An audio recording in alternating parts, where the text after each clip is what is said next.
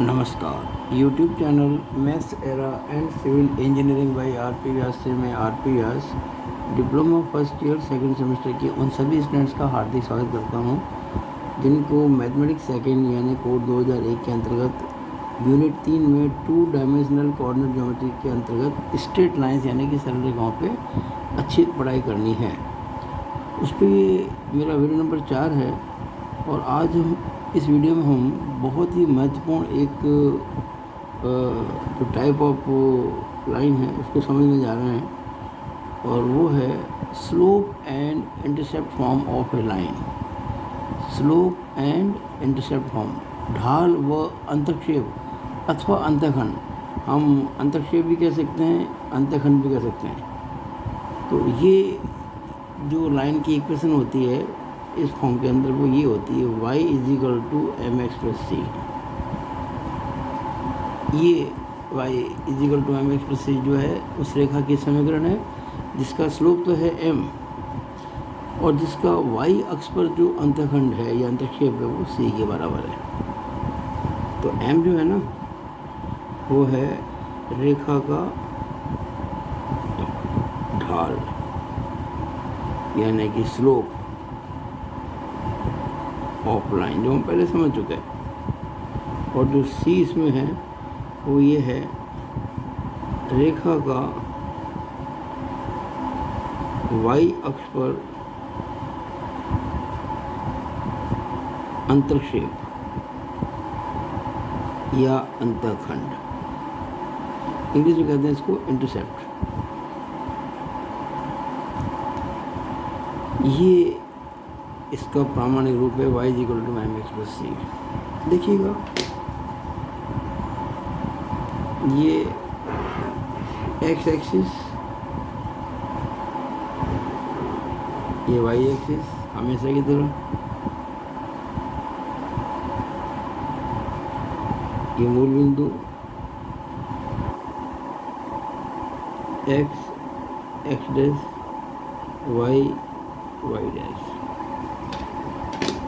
अब मान लीजिए ये कोई लाइन है जिसकी समीकरण हमको पता करनी है। हमें इस लाइन की समीकरण पता करनी है और इस लाइन का जो स्लोप है वो m है, ये आपको दे रखा है। अब कैसे पता करें? और इंटरसेप्ट कितना देगा आपको c।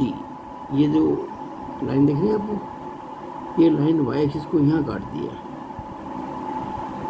इंटरसेप्ट या जिसको हम हिंदी में कह रहे हैं अंतक्षेप अथवा अंतखंड, इसका मतलब ये जो जिस बिंदु पर जिस पॉइंट पर ये लाइन y एक्सिस को काट दी है वो पॉइंट और ओरिजिन यानी मूल बिंदु के बीच का जो ये दूरी है ये वाली, इसको हम C कहते हैं। इट इज C, ये C है।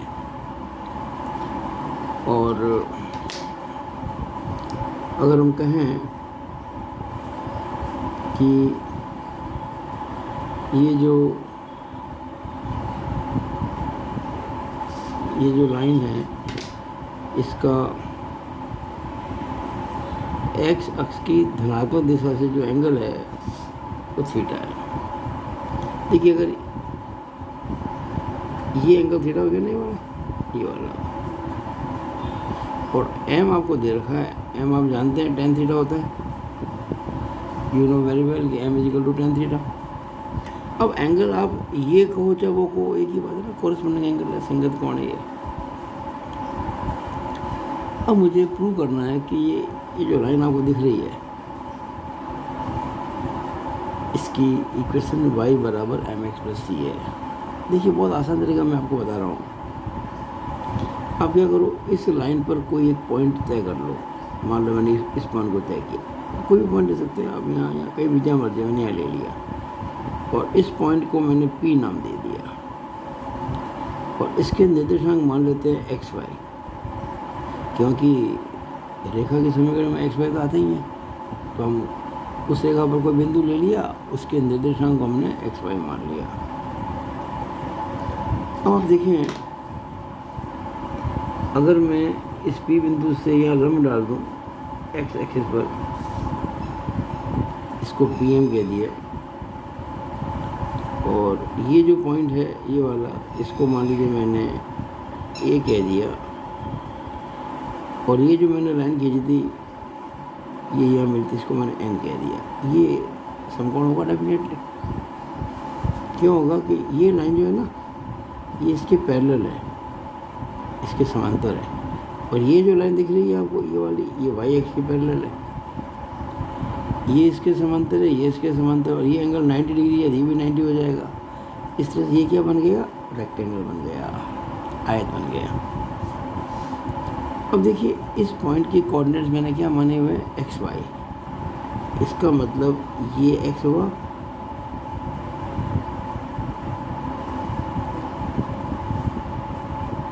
इस पॉइंट के कोऑर्डिनेट्स हैं एक्स वाई, तो ये एक्स का मतलब वाई एक्सिस दूरी होगी ना, और वाई का मतलब ये जो इसका कोटि कह दो, इसका ऑर्डिनेट कह दो वाई है, इसका मतलब ये जो एक्स एक्सिस दूरी है ये वाली, ये वाई है। वाई होती है एक्स एक्सिस से दूरी और एक्स होता है वाई एक्सिस से दूरी। अच्छा ये सी था ये वाला, अगर ये सी है तो ये भी सी ही तो होगा। आपको मैंने कहा था ये एक रेक्टेंगल है, इसकी आमने सामने भुजाएं बराबर होती है। अगर ये सी है तो ये सी ही होगा ना, ये वाला यहाँ से यहाँ तक। अब इसको मैंने वाई कहा था, ये कितना बच गया, देखिए ये वाई है और ये सी है, ये दूरी बच गई वाई माइनस सी। अच्छा ये एक्स है, इसके सामने ये है, ये भी एक्स ही होगी। अब मैं ये जो ट्रायंगल आपको दिख रहा है ये वाला ट्रायंगल, इसको मैं अलग से बना दूँगा समझाने के लिए आपको, देखिएगा तो आसानी से आप समझ लेंगे इस चीज़ को। देखिए एंगल थीटा है, और ये जो दूरी है ये वाली पी एन, ये P है, ये N है, ये A है। PN दूरी मैंने भी बताया था आपको y माइनस सी है, और AN दूरी को मैंने बताया था अभी आपको x, और ये हो गया। ये आप ट्रायंगल देख लें, ये मैंने अलग से बना दिया समझाने के लिए, ताकि आपको कहीं कोई दिक्कत नहीं आए। ये समकोण त्रिभुज है, राइट एंगल ट्रायंगल है, ये एंगल थीटा है तो ये एंगल थीटा ही होगा।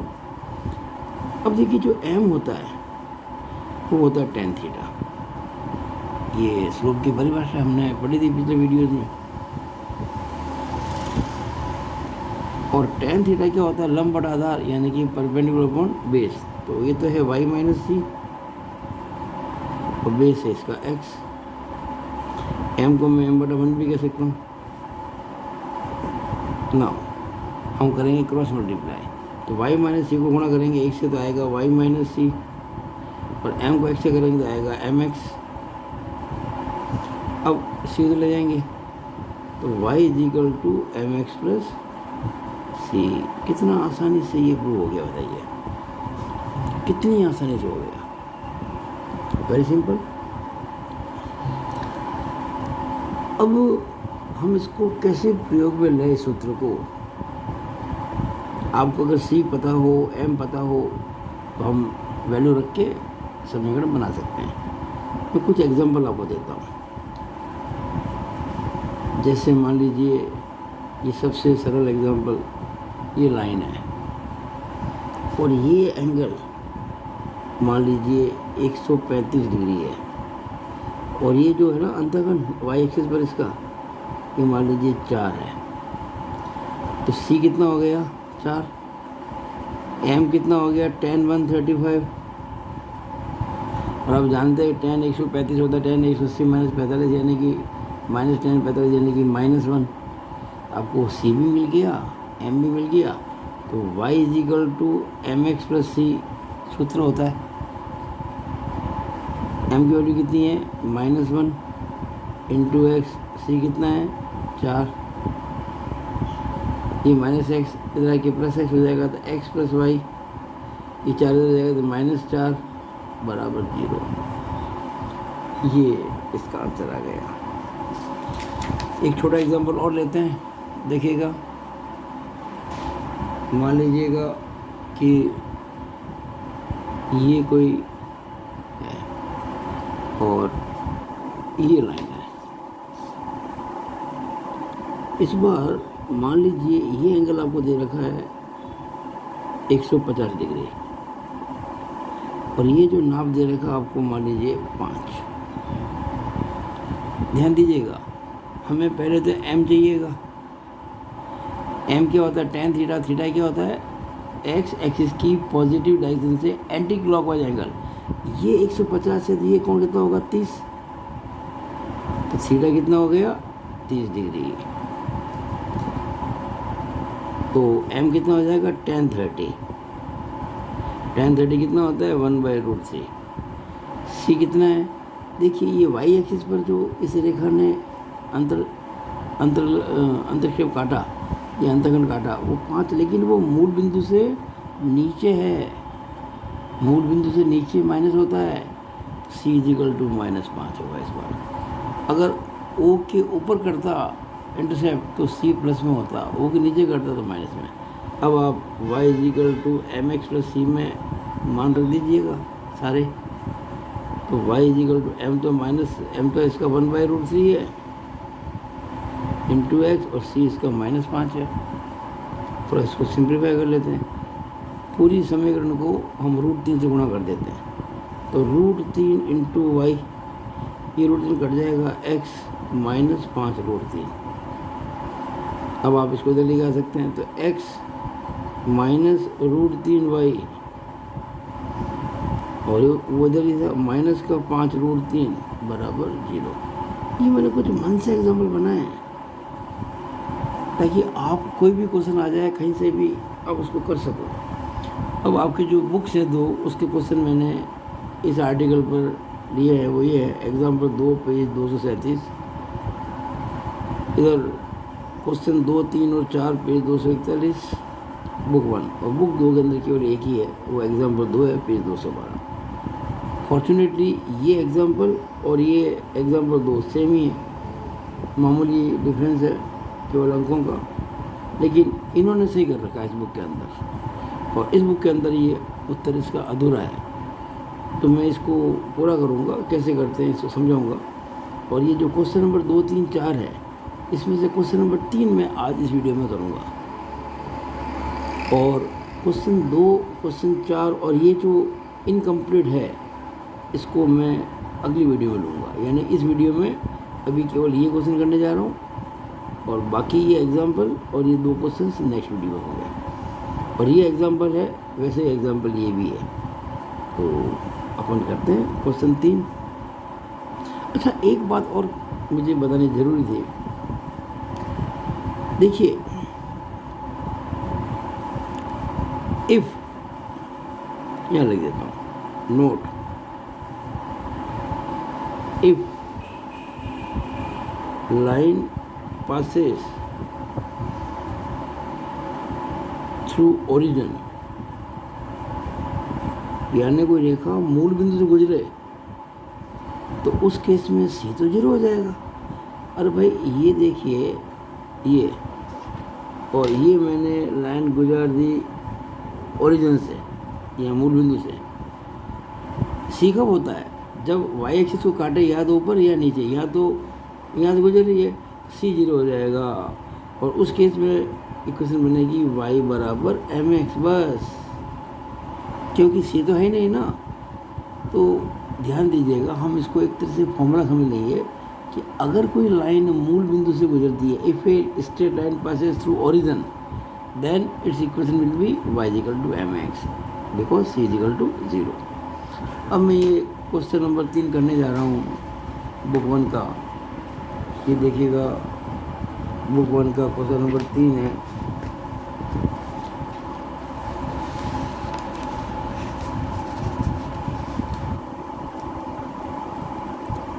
यदि बिंदु 3, 7 और -2, 6, 3, 7 -2, 6 और lies on a straight line y is equal to mx plus c. Y is equal to mx plus c. Then find the values of m and c. देखिए फिर पढ़ता हूँ। यदि बिंदु 3, 7 और -2, 6 सरल रेखा y बराबर mx प्लस c पर स्थित हों तो m और c के मान ज्ञात करो। इंग्लिश में क्या लिखा हुआ है? इफ पॉइंट्स, ये पॉइंट्स एस होना चाहिए, पॉइंट्स 3, 7 एंड -2, 6 आर लाइन नहीं होता है, ये मिस्टेक है। लाइज या lie, if the points lie on the straight line y is equal to mx plus c, then find the values of m and c. Simple question है लेकिन basic को समझने के लिए ज़रूरी है। तो ये हम करने जा रहे हैं question number 3, page 241, book 1। Given y is equal to mx plus c।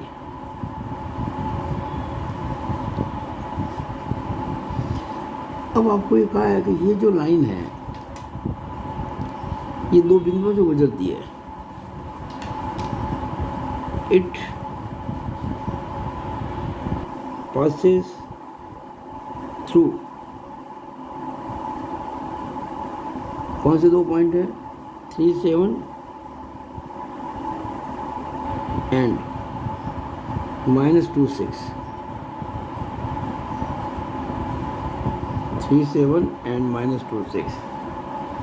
अब देखिए, अगर कोई बिंदु किसी रेखा की समीकरण को संतुष्ट करता है, यानी कि if A point satisfies the equation of A line, तो उसमें जो एक्स वाई की वैल्यूज है ना, वो उस लाइन में पुट की जा सकती है, वो लाइन को सेटिस्फाई करेंगे।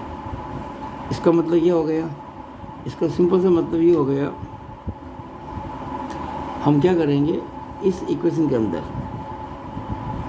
एक बार तो रखेंगे x को 3 और y को 7, और दूसरी बार x को -2 और y को 6। इससे हमारे पास में m और c में दो इक्वेशन आ जाएगी, उनको सॉल्व करके हम m और c निकाल सकते हैं। देखिए, पहले y = mx + c, y कितना है 7, तो 7 m निकालना है, x कितना है 3 × 3 + c + c। इसका मतलब हम कह सकते हैं कि 3m + c, 3m + c = 7। ये बन गई इक्वेशन नंबर 2। एंड अब ये वाला करेंगे तो x कितना है -2, y कितना है 6, तो रखेंगे इसके अंदर 6 = m निकालना है, x -2 + c + c। यानी हमने ये जो कोऑर्डिनेट्स हैं एक्स वाई, ये भी एक्स वाई, ये हमने इस इक्वेशन में रख दी दो बार, एक बार ये एक बार ये। It implies 6 = -2m + c। या हम ये भी कह सकते हैं कि -2m + c = 6।